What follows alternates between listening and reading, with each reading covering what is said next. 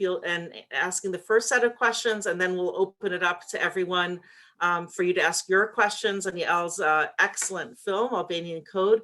So Ellen Rothfeld taught Hebrew at MSU for 18 years, and for many years directed our Israeli Film Festival. And as since her retirement, she's been serving the last few years, continues to serve on the Israeli Film Festival Committee that previews many, many films before choosing what we think are the best 4 of the year. And Yael Katzir's films have often made it to our best films of the year category. So thank you, Ellen, for everything you do in the past and currently for the film festival. And I'll hand it over to you. Thank you, Yael. I also would like to welcome you to the 15th annual MSU Israeli Film Festival, hosted by the Sterling Institute for Jewish Studies and Modern Israel. If we were sitting face to face, I would ask for a show of hands and ask how many of you forgot to change your clocks this morning. I was one of those people taken by surprise as well. This festival would not have come together without our hardworking Film Festival Committee.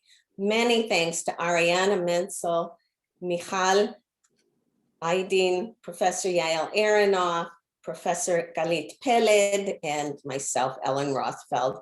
A huge thank you to this year's festival co-sponsors: James Madison College, the College of Arts and Letters, College of Social Science, the Residential College in Arts and Humanities, the Department of Linguistics and Germanic, Slavic, Asian, and African Languages, the Asian Studies Center, MSU Hillel, Muslim Studies Program, the Department of History, the Department of Anthropology, Film Studies, the Center for European, Russian, and Eurasian Studies, and the Department of Inclusion and Intercultural Initiatives. Before I introduce our speaker, Yael Katsir, Director of the Albanian Code, I want to offer some technical information. To change your view on Zoom, please find the view button. It may be on the top right of your screen. Select speaker if you'd like to focus on our guest. To ask questions following Yael Katsir's presentation and a few questions from me, please use the Q&A function, which you may find at the bottom of your screen. This program will be recorded and available on our YouTube channel later today. One more thing, a reminder of our upcoming events today. At 12:45 p.m., we have a live cooking demo by Chef Honey. And at 2 p.m., a live Q&A with In Search of Israeli Cuisine narrator, Chef Michal Solomonov. For access to the film and Zoom link, please see our website, jsp.msu.edu. We are so glad that you have joined us today. And now it gives me great pleasure to introduce to you independent documentary filmmaker, Professor Yael Katzir. Yael was born in Tel Aviv and raised in Israel. She is an award-winning director, producer, and writer with her own company, Katsir Productions. She is also a sought-after guest speaker. Yael Katzir was professor of film and history at Beit Berl Academic College's Art School and director of Beit Berl College's Communal Cable Television Center. She has produced and aired at least 120 programs that have been broadcast on cable and satellite TV stations throughout Israel. Professor Katzir's films have been selected for numerous awards around the world. She has been a welcome guest speaker at MSU for many years.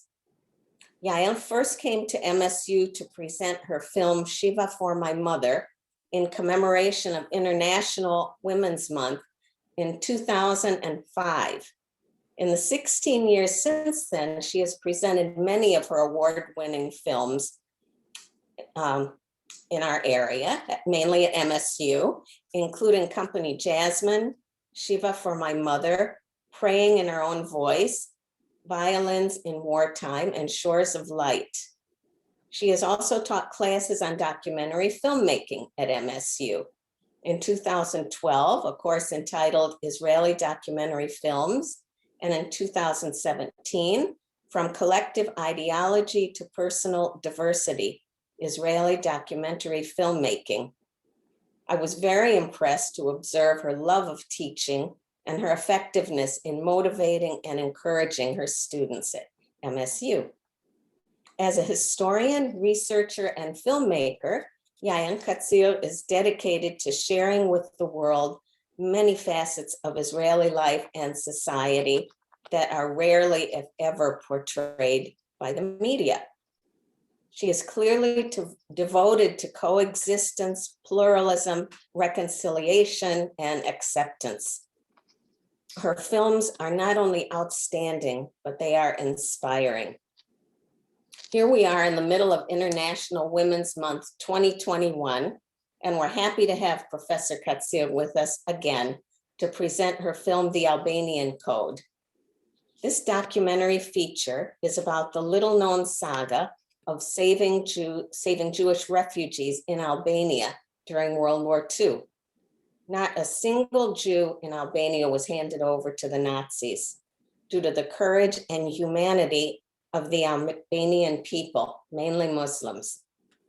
After World War II, Albania was sealed to the outside world by terror and fear due to the communist dictator Enver Hoxha. After communism fell in 1992, stories about the brave rescue of Jewish refugees by Albanians during the war started to surface. Most of the rescuers are no longer alive.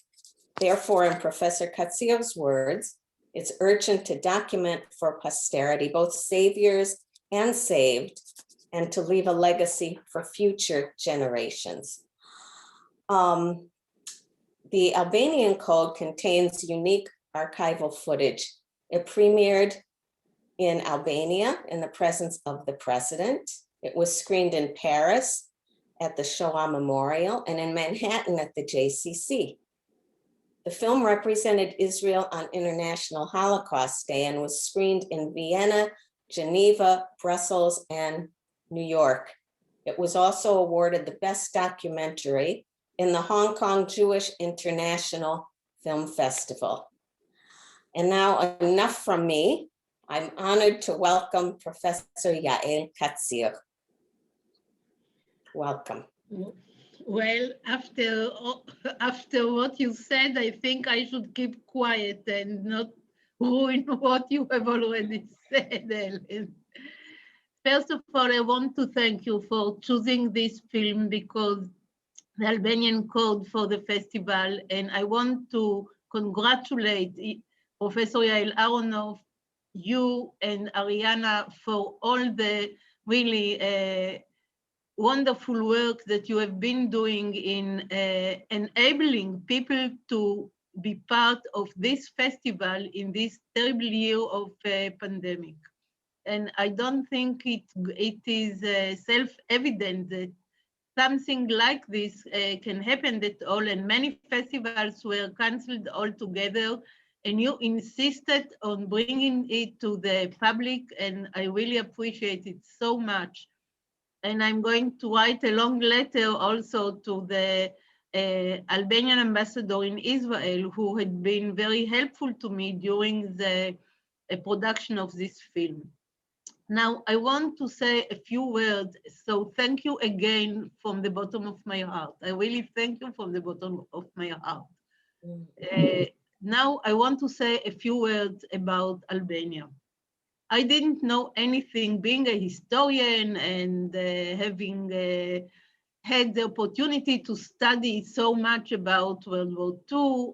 I didn't know anything about Albania, and I believe that this happened because Albania was closed, as you mentioned, Helen, after World War II, because of the dictator that ruled there for 50 years. But it was absolutely an eye-opening for me to discover that there was a small country that did not exceed more than 2.5 million citizens that saved so many Jewish refugees.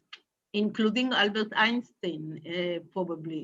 It is not been proved yet, but it is 99 or 98% that he was saved through his connections there. But what I want to say that Albanians had a special moral code. Being Muslims, as most of them are, they have a special moral code which is called the Albanian Code. And the keyword to all this moral code is a besa. Besa is a word that once you give your besa, you commit yourself and all your family, namely not only the very close relatives, but also the very distant relatives, to fulfill the promise that you are giving to a certain person. And this is very unique. I don't think that it exists in any other culture, at least that I know of.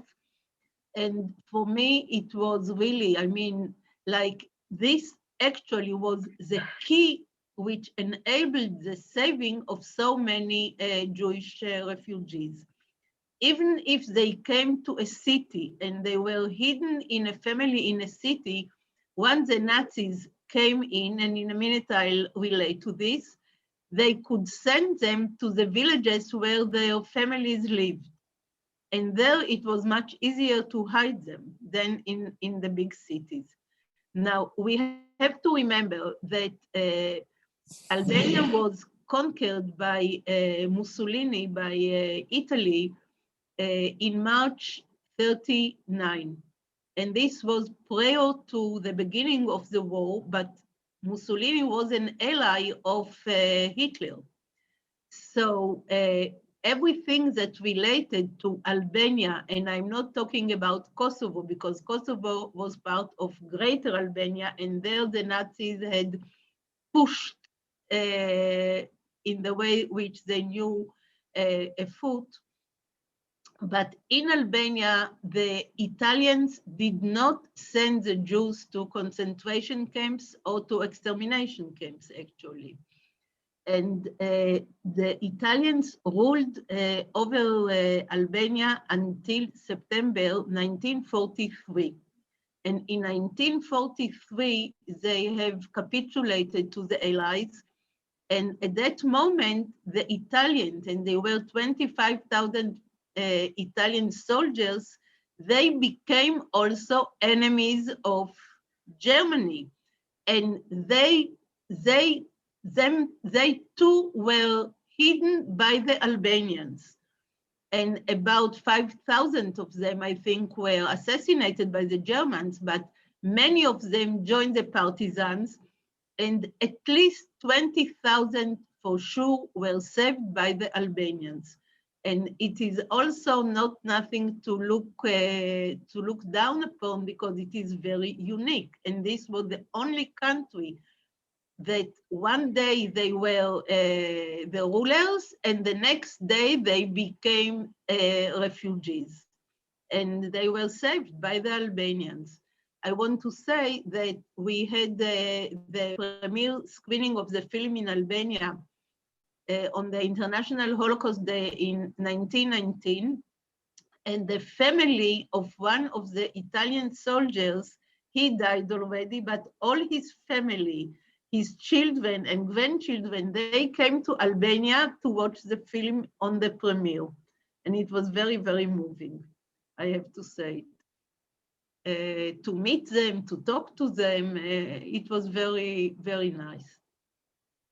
So I want to say that for me, as an Israeli, and I am on my mother's side, second generation Israeli, my father is from Germany, and he escaped from Hitler in due time, and he was not affected by the war personally.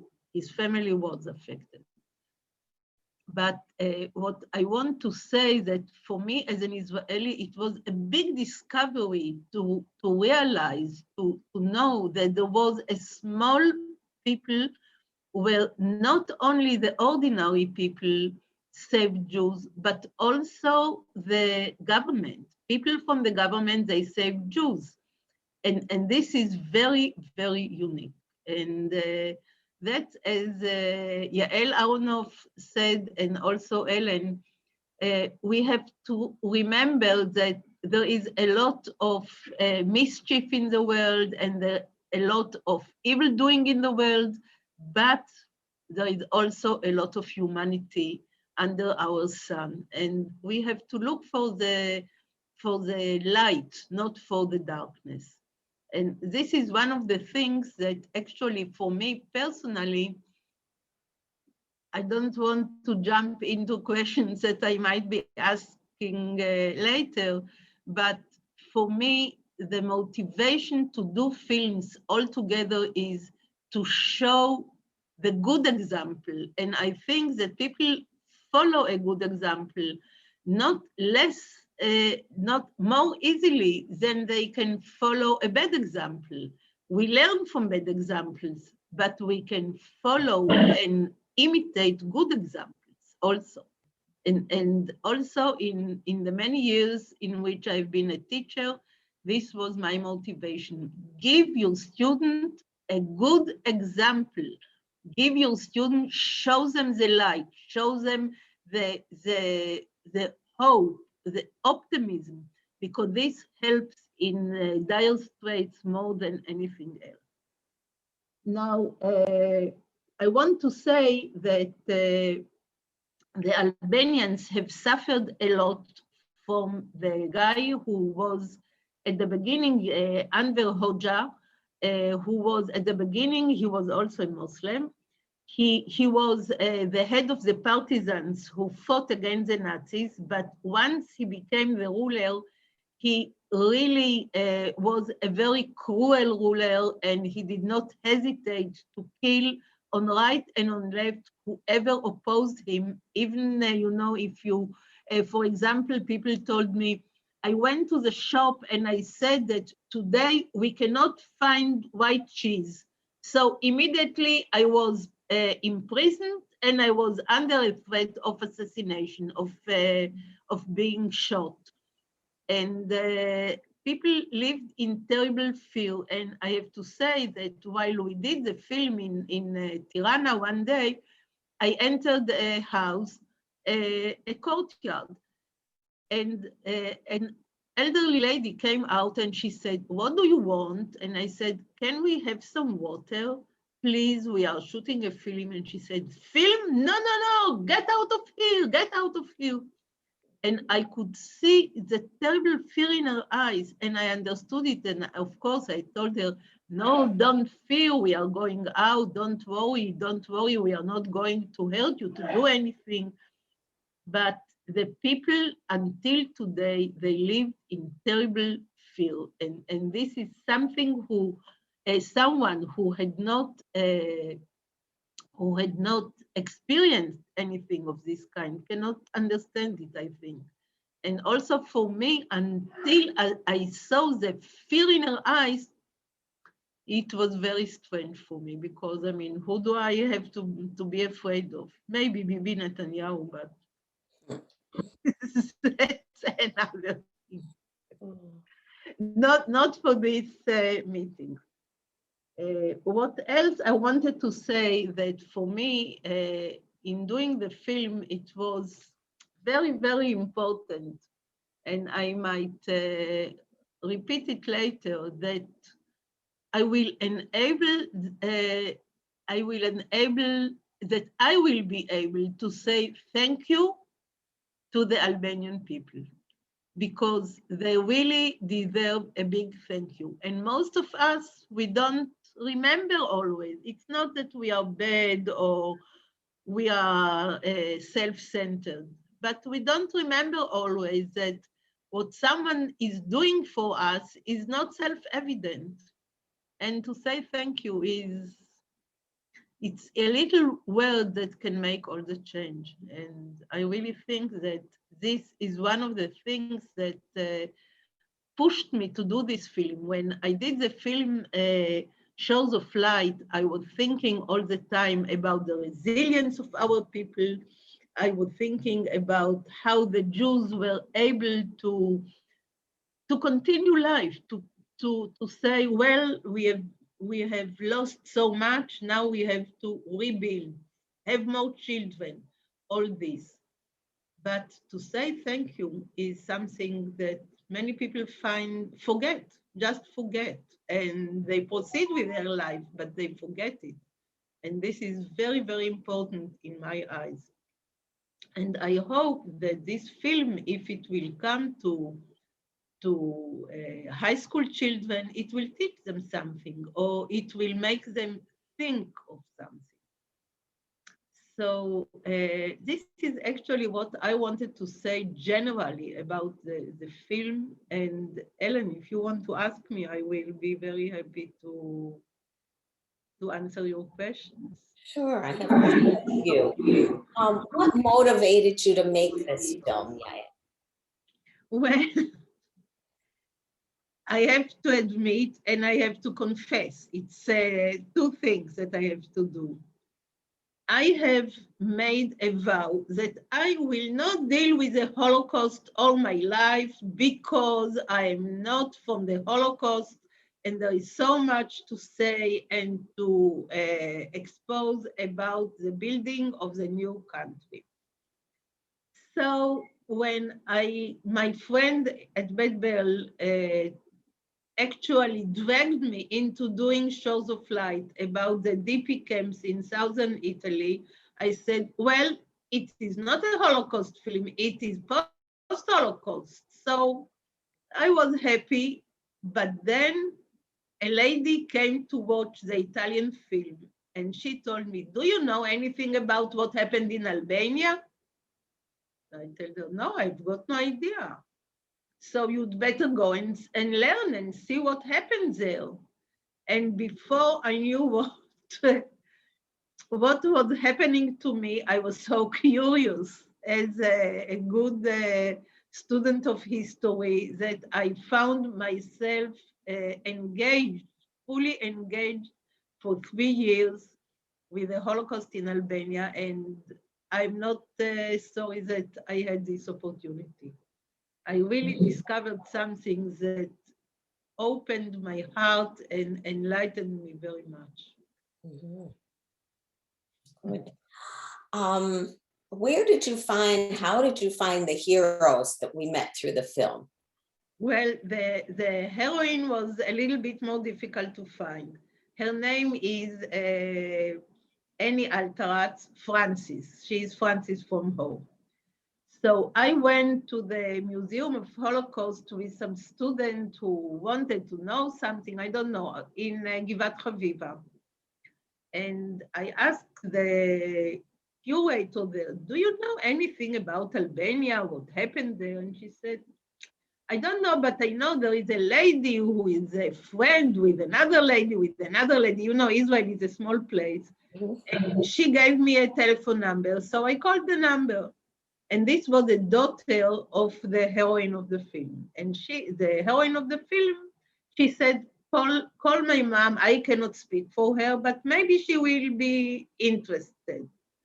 So I called her and she said, you know what? I don't live very far from you. I will come with my daughter and we will meet.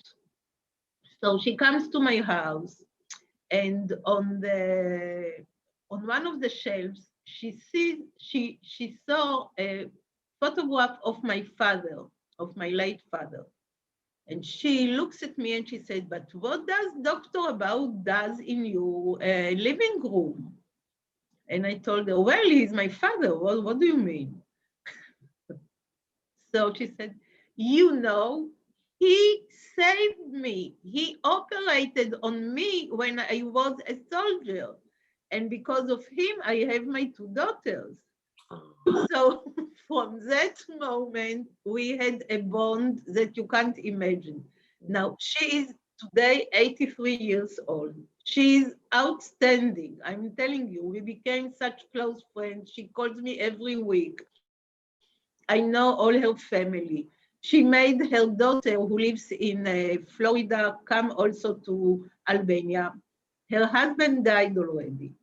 So she promised him that once it will be possible, she will take the girls and go to Albania to thank the people who saved her family. She was a little girl when she was saved with all her family. So we came to Tirana, but she didn't, the people, the family that saved her moved from one house to another. So she didn't have the address. So we had to do all kind of hocus pocus. Finally, we found them and we went to meet them. And it was such a moving meeting between the son of the son of the saviors, of those who saved them. And the son is already a retired person himself. And he was so excited. Now she takes 500 euro and she wants to give him. But he's Albanian. He has pride. I mean, he's not going to take 500 euro. He's not going to take it from her. So I told her, do me a favor, put it in an envelope and write on it in Italian, because they communicated in Italian, not in Albanian, and write that this is for his grandchildren. And then he accepted. So this was something that was, I felt good that she was able to give him. But I was very lucky because first of all, she's good looking. Secondly, she understood what we are after in the film, and she really communicated with us very well and collaborated perfectly. So we went to Albania 3 times. And the first time I went without her, then I went with her and her daughter from Israel. Then we went another time and her daughter from America came. And then when there was a premiere screening, she came on her own. We didn't pay for her. And it was not easy to get the money for the film. I mean, this was very difficult. And what I did was, I don't know how you say it in English, גיוס המונים, through the internet. I raised the money through the internet. It was very difficult, but we got it. And I'm glad that I had the opportunity to do this film. Really. This is a fascinating background. I only have one more question for you. What message or messages would you like people to take away from the Albanian Code? Well, I think that the main message is, as I said already before, that also in dark moments, you have to keep and preserve your humanity and stretch a hand to the needy. This is the major thing. And secondly, it is a question of saying thank you to those who risked their life. And there were so many people who really risked their life in order to save the Jews. And they didn't save the Jews, and later they also saved the Italians. And this is a very, very important message.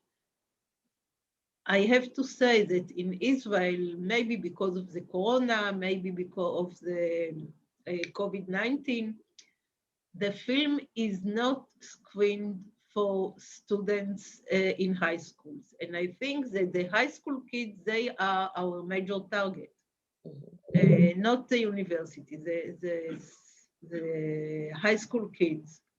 In the 2 upper classes, they should see it, because, you know, what they get here is mostly the anti-Semitism and everything against the Jews and all the bad things that happen to the Jews. And all this is true, but it is not the only facet of what we today, so many years later, have to learn from what happened.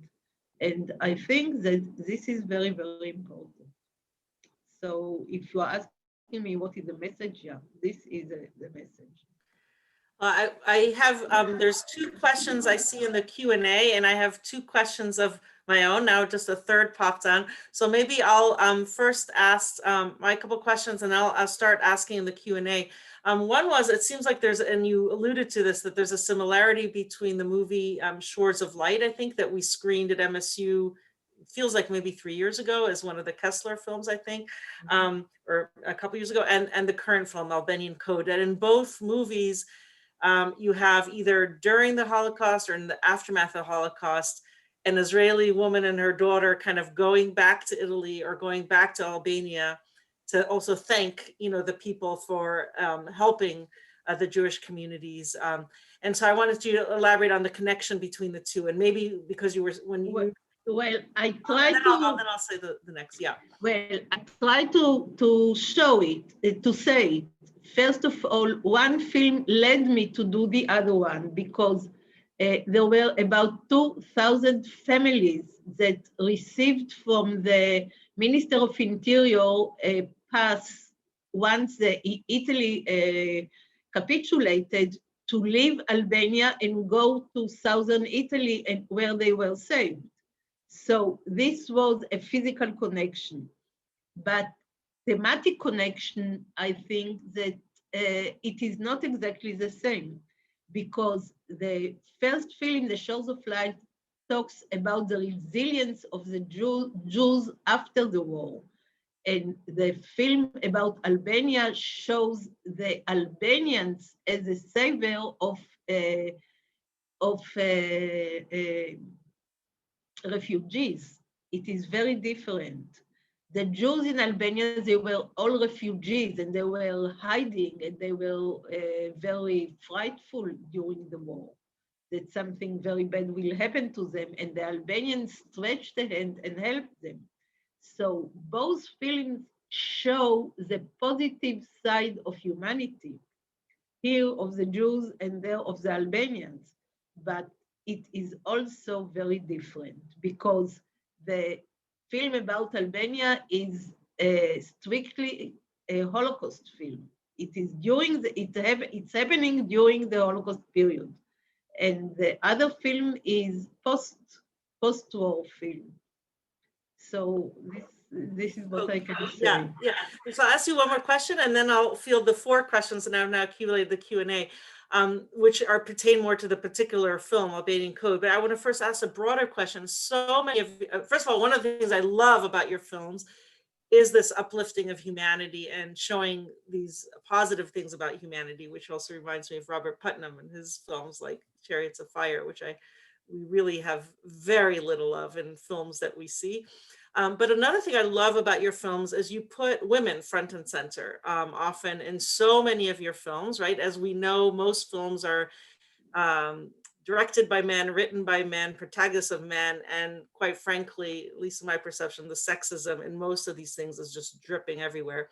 So it's so refreshing to have a woman director who almost in all her films features women in so many ways as the protagonist. And whether you did Women of the Wall, Women Praying at the Wall, whether you did Company Jasmine with women soldiers, in both the Shores of Light and in this film, it's women and their daughters who are kind of going together to do the thinking in these countries or to show the resilience. And I just saw a great clip from your next documentary about My Grandmother Has a Gun or something like that, that will be coming out soon, or subtitles in English soon, about an Israeli woman paratrooper during World War II and her heroism. So I wanted you, to speak to kind of the prominence that you give women in your films, and you of course do this intentionally, but if you wanted to elaborate on that. Well, first of all, I think that I had a very powerful mother. And I think that this is something that influences anyone for the rest of his life. And she was a very opinionated woman, and she was very strongly supportive of women working, women doing things, women being in government. So I think that it is also, in a way, something that I do for my mom. she's not with me anymore. She cannot see my work, but I'm doing it. But also I myself, I believe in inequality and in the right of women to take part in everything.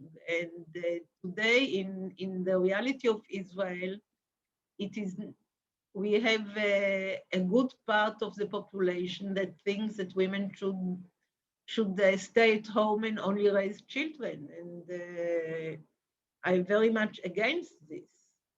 And I want to say that I have suffered also because this is what I did, because not all my films were supported properly. Like Company Jasmine, I did because I felt that I really felt that they don't include me in the directors who are doing films for the 40th anniversary of Israel. And I said, I want to show, I have been in the army, I was an officer in the army, I want to show what women can do. And they have made a long way since I was an officer. And the Women of the Wall was also, you know, documentary films, so sometimes you do by, as it comes. I was with students in Jerusalem, and all of a sudden I see a group of crazy women praying in a German church. I said, why are they praying here? So I started to research it, and I took their cause, and yet it's not solved. Their problems is still not solved, of the Women of the World. So I really believe that women have a great part and great importance in our society, and whatever we have in Israel, women have contributed a lot. And I want to say that my own cousin was assassinated by the Arabs in the War of Liberation, by the Egyptians in Kibbutz Nitzanim.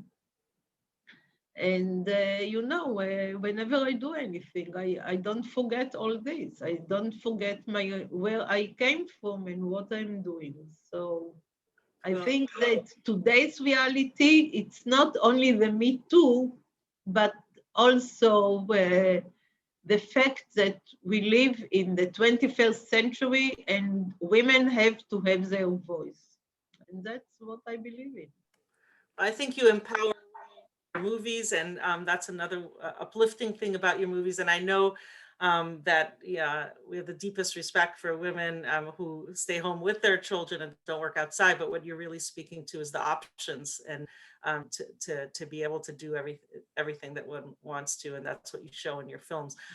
So I have several questions that I'll accumulate. Two of them speak to kind of the Albanian refugees in Israel. So one is by Ken Waltzer, saying, are they aware of each other in Israel? Do they, the refugees from Albania, do they kind of form communities? Do they continue communicating with one another? And a related perhaps question is by Julia Grimm, saying, how did these refugees, come from Albania to Israel? Were they allowed to stay in Albania, but chose to come to Israel through an intermediate country? And what languages do most Albanians speak? So those two questions are related to one another. The Albanian community itself, the Jewish Albanian community, was a very small community, and they have all come to Israel, or most of them, almost all of them came to Israel in 1991. The refugees had the right of repatriation. So most of the refugees went back. I mean, like, especially those from Yugoslavia, from ex-Yugoslavia. Like my heroine, she's from Skopje. She still has friends in Skopje. Today it's Macedonia. It's not, because, Yugoslavia was split again. But and some of them, when they had the right for repatriation, they just left. After the war, many of them left. Some of them left to America, to Australia. Like all the Jews, they have spread. But as community, those from Yugoslavia, they had Sunday meetings in Rishon LeZion shopping mall, but very few of them are still alive. Many of them died. And there was a Yugoslavian, they came to Israel only in 49, after the state was established. And some even in 51 came, but most of them came in 49. So it's a good question. And the community, the Jewish community came in 91. I've interviewed many of them, and they have a few centers.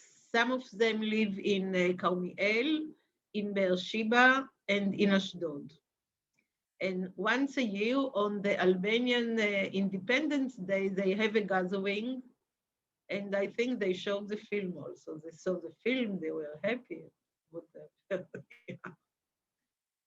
But I didn't include them. I thought that if this is a Holocaust film, I'm going to concentrate only on the refugees and not on the Jewish community, as there were only 200 of them. And I think it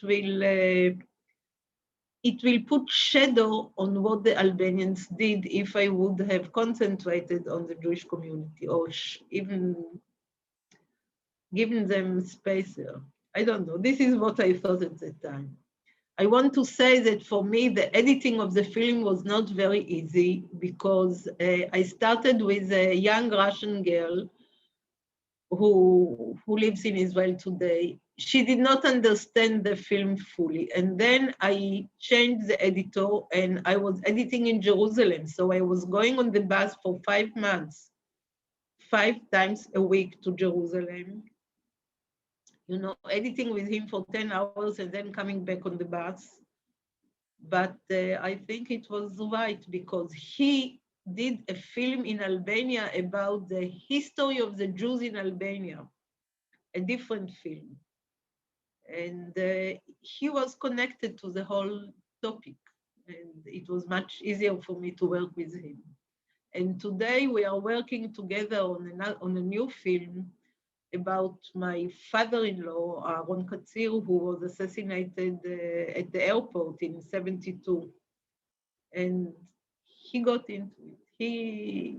He's talented, this editor. We look forward to those films. There was a question saying, how was this film received in Israel? And then maybe also another question from Barbara Hyman, which I'm sure you'd be happy for, is for perhaps us to be able to help show this film in the Detroit area as well, because you have large Jewish and Muslim communities there, and that might be kind of a nice thing for the Detroit metropolitan community as well. Well, the film had already some history, but because of the COVID, it was a little bit blocked. But it was already in Chicago University. It was shown to Albanian community in Chicago, not Jewish community, Albanian community in Chicago. It was at the Jewish Community Center in New York. It was in Sacramento Jewish Film Festival and in Florida, it was in 2 or 3 festivals. It will be in Pittsburgh also on Tuesday. So the film is starting to move, but it is very difficult today with the COVID, I have to admit. And in Israel, it was shown only in the Cinematheque. We had about 5 screenings last year, but then it was blocked again, because I finished it for the International Holocaust Day of 1919. And then there were a few screenings at the Cinematheque, which were full houses. Every screening in Israel, it was very well received. People really loved it. And the heroine came to each screening, and she, we really gave her life again. She's over 80, and her husband used to be the one who was speaking always about how he was saved in Albania, and now he's dead. And she started she's 38 years old, she started to talk and to tell her story. It's very moving.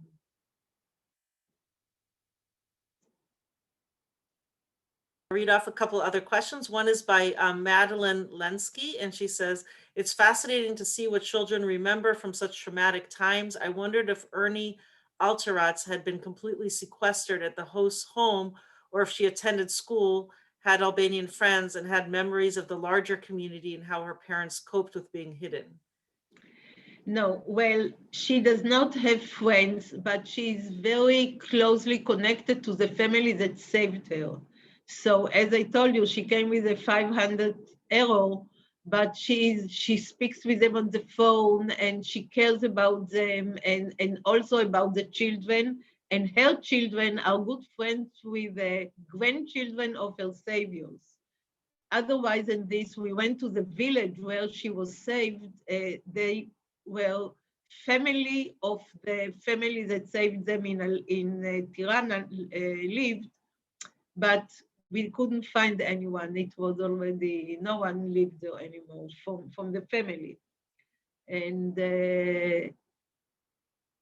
she does have close connections with a guy who connected, an Albanian guy who lives in Macedonia and who transferred them from Macedonia, from Skopje into Albania.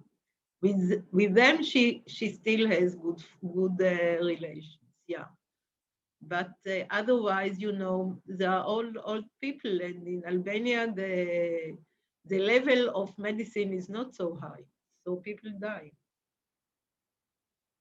There's a question from Mark Bernstein, who I know you know as well from past film festivals, and he says, Yael, shalom, it's great to have you back with another wonderful moving film. I was interested to hear about your visit to the Moreshet Holocaust and Research Center at Givat Chaviva, which, as you know, also houses the Center for a Shared Society that works to promote coexistence and the mutual flourishing of both Jewish and Arab Muslim communities in Israel. I was wondering if you might be able to speak to the ways in which your film might serve as an inspiration for a path forward for Israel. I'm not sure that I can.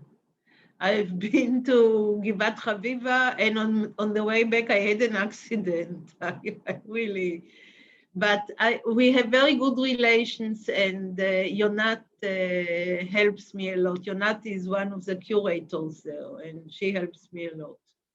I cannot speak. No, I'm sorry. I'm sorry, and thank you for welcoming me. Thank you very much. There's a question from my dad, Mike Aronoff. Mazel Tov on a brilliant documentary. To what extent do you think your training as an anthropologist influenced you as a documentarian? I know you're a historian. I don't know, but I am a historian, not an anthropologist. Well, Yael Katsir, my sister-in-law, she's anthropologist. And I'm also Yael Katsir, and I am a historian. But I think that my background helped me to do the research, and meeting the people, it's either you love people or you don't love people.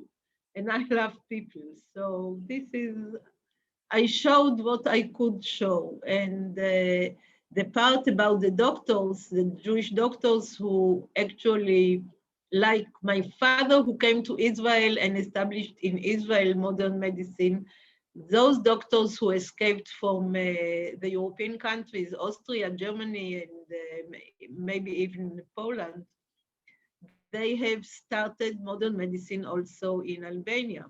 So this was before the war started, and I think that during the war they have already moved to the US. But they did just the same for Albania. They started modern medicine and the Faculty of Medicine in Tirana. So I want to encourage others to post your questions in the Q&A, and especially students too who are listening to this.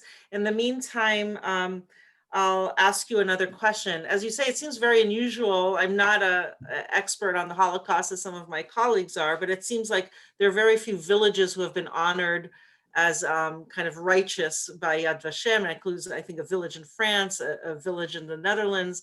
And here you have kind of a whole country, and it seems like many villages coming together to save Jews. And I don't know, you give the main explanation as this is the culture and your whole extended family helps. But I don't know, in addition to, whether you can elaborate on that. Is it that in other countries without this common cultural context of housing people and protecting them, that more villages in other countries weren't able to gather as a community because they were scared of collaborators, and you didn't have as much of a phenomena of collaborators in Albania because this cultural concept was so widespread? Is that why, I understand what you're asking. First of all, I want to tell you that not all the people who saved Jews were honored with the title of just men of the just among the nations. Not all of them. And for example, there was a doctor in Kosovo where there were a lot of Jews, who was the director of the municipal hospital there. And when the Germans demanded that the Jews will be taken to concentration camps to work, not yet extermination, to work. But what this doctor, Spiro Lito was his name, what he did, he evacuated the department of which he was the head, and he had put the 60 male Jews in this department, and spread flyers all over the city that there is a contagious disease and people should be aware of it. So the Germans, who are very afraid of contagious disease, did not enter, and this was how he was able to save the 60 Jews, but he did not receive the title of just among the nation. And today there is a tendency to give to more of them. So far, about 70, I think, received the title. But I think that it was very nice that the Wallenberg International Foundation, that they have put a monument in the center of Tirana, and they called entire Albania house of something, I don't know how, safe house. So this is very nice because it also the people who saved are not alive anymore. I mean, I was very lucky to interview one of them, like in one of the cities, and he died like 2 months later, and his family housed 13 people for 1.5 years. It's incredible. So I don't know of other places. It is more on individual basis that people helped. But here we see an entire culture, that the culture was geared towards helping. And this is what is so unique about Albania. So I encourage more questions again. And what surprised you most in making this film? The Albanians, they are poor people. The minute you come into their house, they open whatever they have in the fridge, they put on the table, and you are supposed to taste it. It's incredible. And they are so open-hearted that this is what amazed me most. And they don't have anything really very against Jews. I have sometimes small criticism about being Jewish, about how the Jews behave, and I assume as a historian that because they had a very small community, that they didn't have a chance to discover the bad sides. of the people. But I don't know, maybe I'm wrong. Was there any kind of feeling about you coming in as an Israeli, kind of like coming off of what you were just talking about in terms of them not having negative feelings towards Jews, or, are there feelings, I don't know how this carries over or not to feelings about Israel. Like, I know perhaps in some countries, people are not always necessarily advertising all they did for in hiding Jews in some other countries, but it seems like in Albania, this is something the country is proud of and welcomes and builds monuments to. And I don't know, as coming as an Israeli, whether there was any feeling about that. Well, I think that everyone had very positive feeling towards me because they knew that I'm going to advertise Albania as a wonderful place and as a wonderful country. And today they are trying to become, part of the world, and I don't know how they treat others. This I cannot tell you because when we did the film, there were not so many Jews yet, so many Israelis visiting Albania. Today it is more popular, I believe. But they knew that I'm doing something to advertise them, to give them good publication. So it is not fair to ask me because they knew I'm doing a film about the good sides of the Albanians. Who knows? I don't know. There's a question by Jillian Plant. Has Albania saved any other refugee groups besides Jewish people throughout history? Well, I didn't go that far. I researched the Holocaust period and they saved Jews and they saved Italians. So this is a lot. It's not a little. To save 20,000 Italians, it's a lot. And especially because the Italians were the conquerors of Albania just the day before. So this is very, very unique. One must say that the Albanian Code is not so mild in all aspects because it covers all areas of life. And in some areas, it is also very cruel. But considering the needy and the refugee, they are very, very human. This we have to say and say it aloud and learn from them. We have what to learn. Do you have a sense of how they, I don't know, I should have researched this beforehand, but how many refugees seek asylum or work in Albania? And perhaps there isn't a huge demand, but if there is, do they treat them kind of as well as they did historically in terms of refugee seeking? I don't know. Yeah. I have no idea. I have no idea. I assume that many Muslims come to Albania today. The problem is that it is a very poor country. And you know that the mafia in Europe is an Albanian mafia. It's not so simple. The mafia that sell drugs and women in Paris, in other places too. But what will they come to if they don't find work and they cannot build their lives? I don't know. I really don't know. The Syrians, they are very poor, those who escaped from Syria. What I have to say is that today they are very much afraid of Erdogan because he is trying in many ways to push a foot into Albania by building mosques. And this is something that is very scary for them because during the communist regime, the religion was suppressed in many ways. And today, Erdogan tries via the Muslim channel to push a foot into their lives. And they are afraid of him.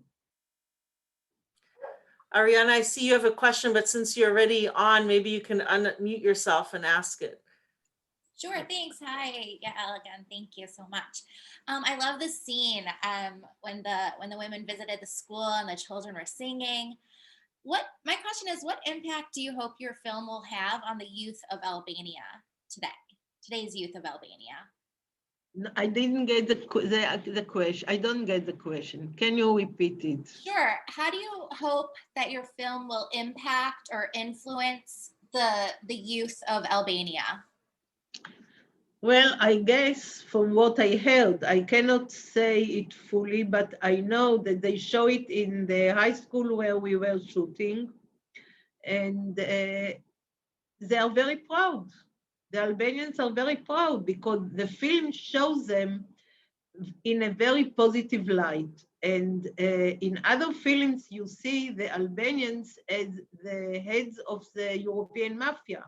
So for the youth, it is a good lesson. It's a very positive thing. I hope they learn from it too. You were saying earlier that you were hoping that this would be be part of a regular high school curriculum in Israel. What progress are you making, or how hopeful you are that this might happen? If you can, I mean, that might all depend on the next election and who's in the government, perhaps in education, but I wanted to ask you how that's going. Yael, don't ask me these questions because since the COVID, the children are very poor in Israel, and all my heart goes to them, and I hope we will be able to do something in the future, but at the moment, it's only, through my grandchildren that they bring it to high school, but not otherwise. And only on personal basis you can do it, but not otherwise. It's very, very difficult. I'm sorry. I wish it would have been different. Well, while we wait for additional questions, I wanted to ask you what motivated you to do this film you've just completed, the short film you just completed about the Israeli woman paratrooper during World War II.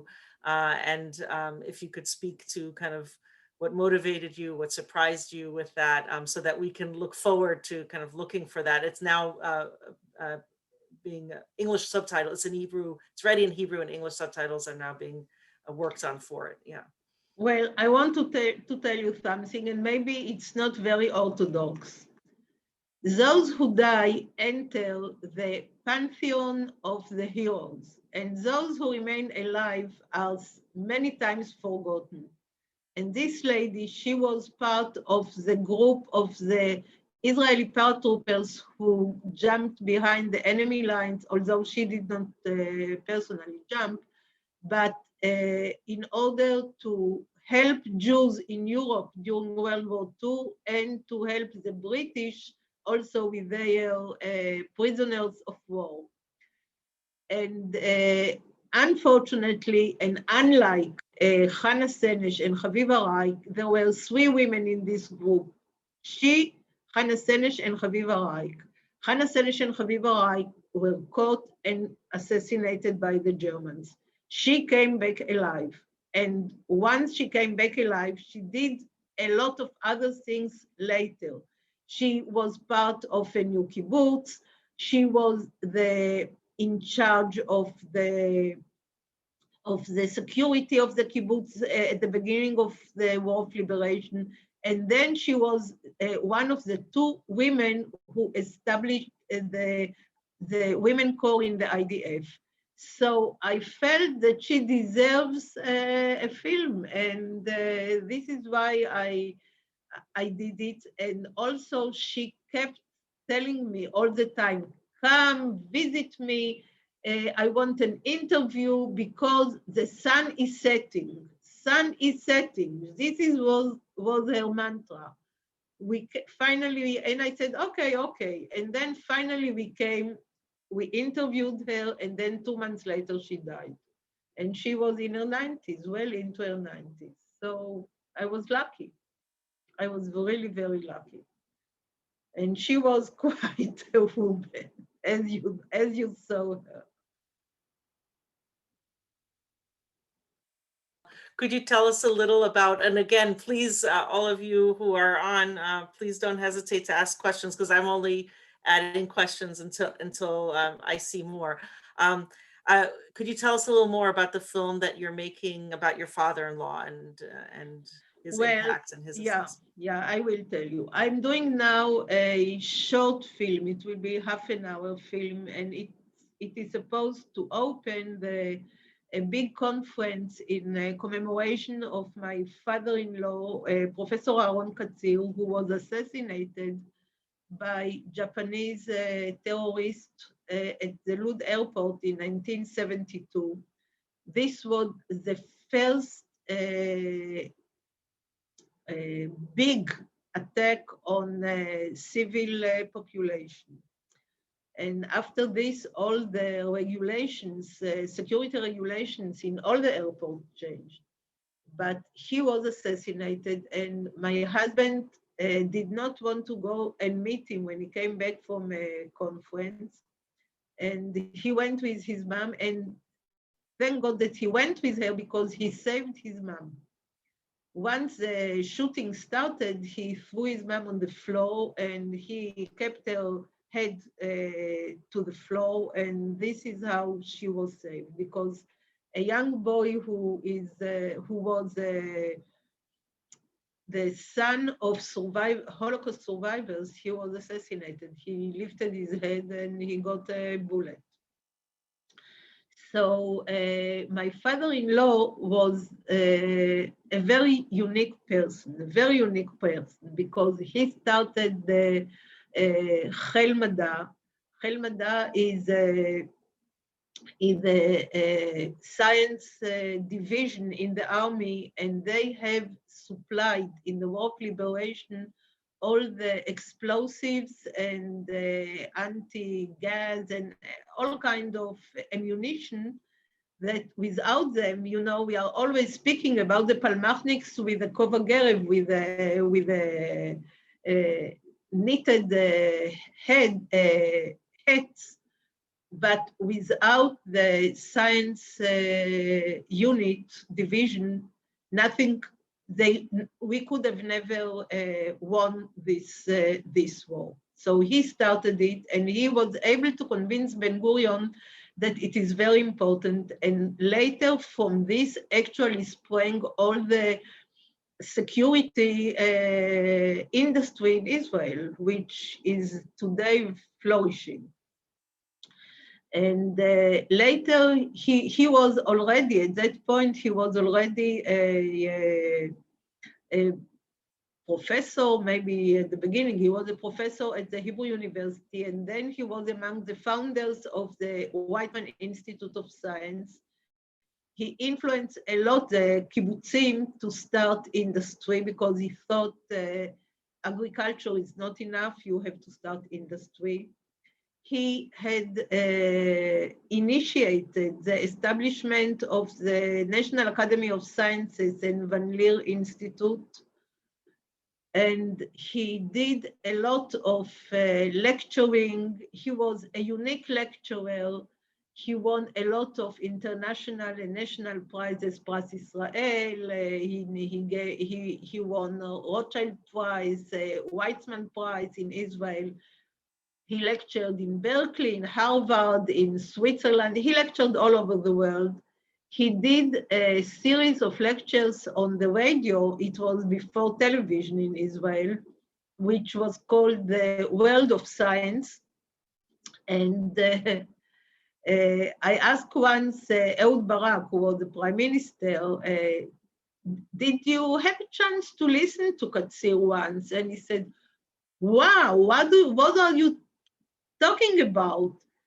Whenever I knew that he is going to speak, I would get up on Shabbat at 9 o'clock in the morning. I wouldn't stay in bed. I just wanted to listen to him.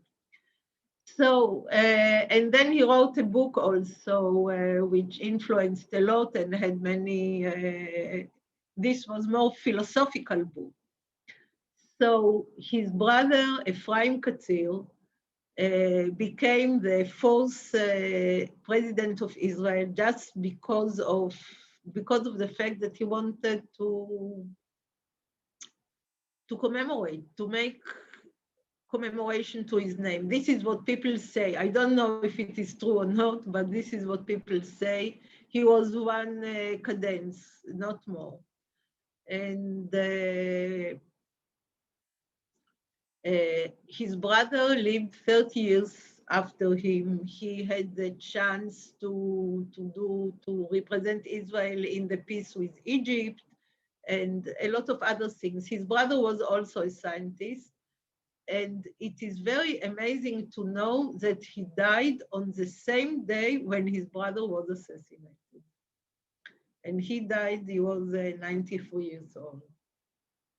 Yeah, so this is a new film, and I think that it is important that people in Israel will know who were the pioneers in Israel, and it is not only the pioneers who dried the marshes, but also the pioneers who started the academic life, of which we are all part. No, he's certainly a remarkable person. He was.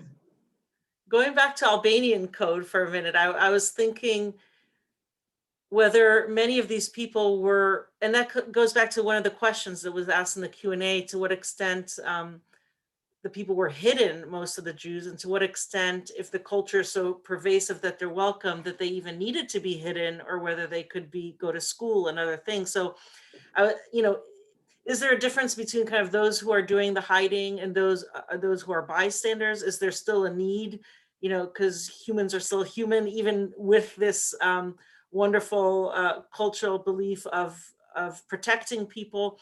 Was there a need to hide people, or was kind of was this belief so extensive and deep that there wasn't as, you only have to hide them from certain authorities, but not from... Well, I think that the Jews came with money. The Jews paid them. If you're asking me frankly, this is what I think, but I didn't go into deeper research, so I cannot say for sure.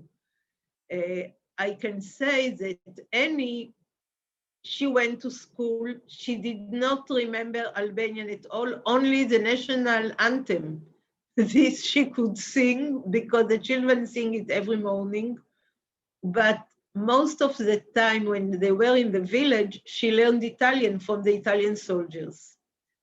So this is what I can say. I'm not sure that they were hidden all the time, but good part of it, they were hidden, yeah. Or at least they kept it secret that they have Jews in their homes, because they were afraid of the rulers. And it is very amazing to see that the Minister of Interior gave a visa to 2,000 families. Now, 2,000 families, it is 3 people at least a family you can call. So it's 6,000 people, it's a lot. And maybe they were more. The distance between Albania and southern Italy is only 80 kilometers. It's very close in the sea. It's very, very close.